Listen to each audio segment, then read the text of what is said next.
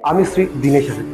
জানেন কি শিব চতুর্দশী ছাড়াও আর এক বিশেষ ভূমিকা রয়েছে, বিশেষ গুরুত্ব রয়েছে আমাদের বাংলা। আমরা বঙ্গবাসী, আর এই বাংলার বুকে নানা ঐতিহ্য রয়েছে যা আমাদের ইতিহাসকে আরো স্বর্ণময় করে তুলেছে। এই ইতিহাসকে স্বর্ণময় গড়ে তোলার জন্য আজকের এই দিন যে শিব চতুর্দশী হিসেবে আমরা পালন করি, এই শিব চতুর্দশী ব্রত যেমন খুবই গুরুত্বপূর্ণ, তেমন বঙ্গে মায়ের এক মহান সন্তান জন্ম নেয়, যে সন্তান বামা খ্যাপা নামে পরিচিত হয় বা পরে সাধক বামা খ্যাপা হয়।